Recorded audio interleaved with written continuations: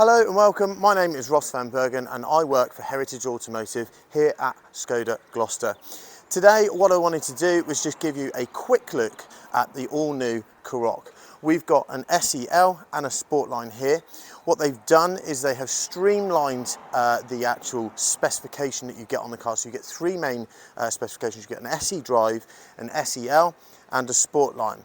I'm not going to go through the engine and the gearbox trains today because that hasn't really changed from the previous shape. Well, what I want to do today is just outline some of the subtle differences that you can see on the car today. So let's take a look. So what we're going to do today is we'll show you around obviously the SEL and the Sportline. Both very similar in the front, but obviously there are subtle differences between that of the old and obviously the new one today. So the SEL, obviously you will notice you will get these different lights as you will obviously on the Sportline. The differences on the old one to the new one is the front bumper and this grille. The grille is now hexagonal, bringing it more in line with obviously Skoda's brand look today and the design cue of Skoda. With the Sportline, you will naturally get the black accents. That's true of obviously the wing mirrors, the window surrounds, the top bars, and you have got the lettering at the back finished in black. With the Sportline as well, you have got this elongated air dam, this sort of apron that comes a little bit lower down, just giving that slightly more aggressive look. So taking a look around the rear end of the Sportline, there's not much difference in between that and obviously the SEL.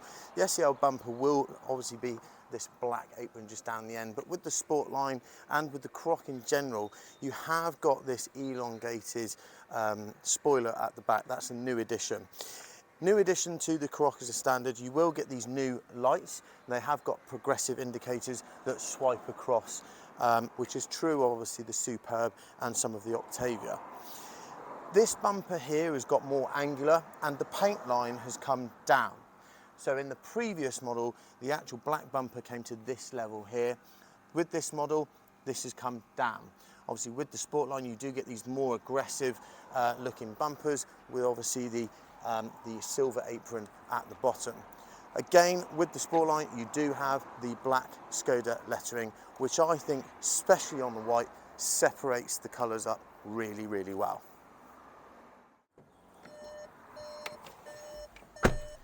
So jumping inside the Karoq then, there isn't much difference between this and the previous shape. All that's really changed is some of the onboard infotainment screen system, which is hardly noticeable. The main difference is obviously on your virtual cockpit. Some of the skins have changed, bringing it more in line with that of the Octavia and the Superb. The other thing that you will notice is background lighting on the new car is available in the two rear doors, not just the two, and obviously the dash. But everything else is pretty much exactly the same, and as the old saying goes, if it wasn't broken before, why change it?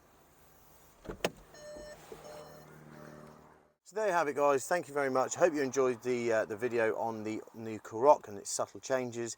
If you've got any questions or queries, please don't hesitate to get in contact. As I say, my name is Ross van Bergen and I work for Heritage Skoda in Gloucester. Other than that, see you next time.